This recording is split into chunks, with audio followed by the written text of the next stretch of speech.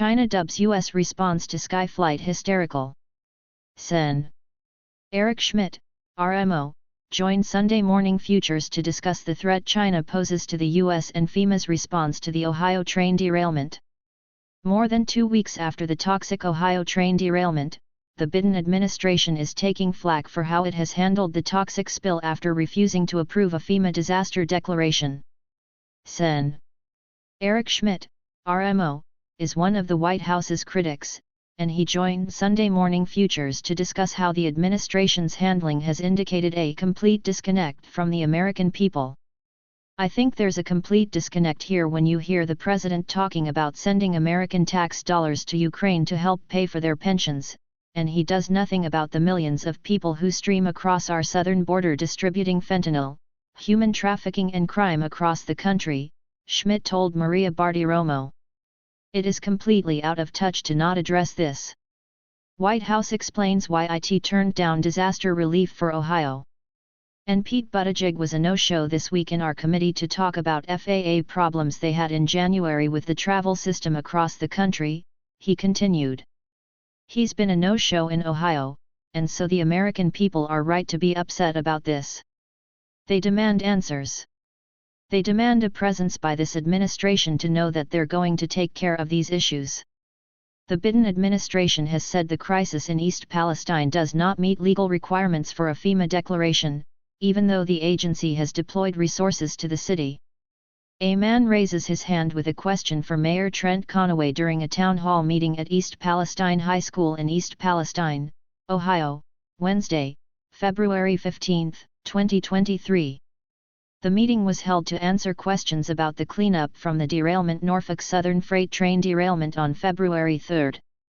A man raises his hand with a question for Mayor Trent Conaway during a town hall meeting at East Palestine High School in East Palestine, Ohio, Wednesday, February 15, 2023. The meeting was held to answer questions about the cleanup from the derailment Norfolk Southern freight train derailment on February 3. AP Photo/Jean J. Puskar. What East Palestine needs is much more expansive than what FEMA can provide, a Biden administration official told Fox News Digital. FEMA is on the front lines when there is a hurricane or tornado. This situation is different. FEMA sent officials to the town in order to aid in ongoing assessments as residents remain concerned about the air and water quality following the spill. How to tell if you've been affected by toxic chemical poisoning and what to do about it.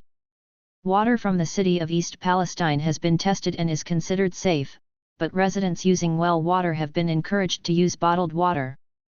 And even with hundreds of air samples from homes in the area indicating no present toxins, critics have been quick to note the Biden administration's apparent delayed handling of the chaos.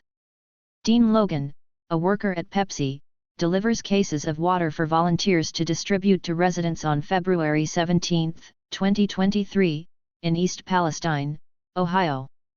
Dean Logan, a worker at Pepsi, delivers cases of water for volunteers to distribute to residents on February 17, 2023, in East Palestine, Ohio.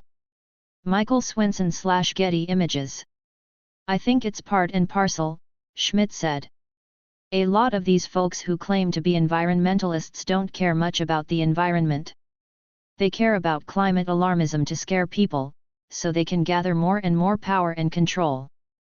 That's what this is about, but again, the Biden administration and Pete Buttigieg specifically has absolutely failed on this Ohio environmental disaster, he continued.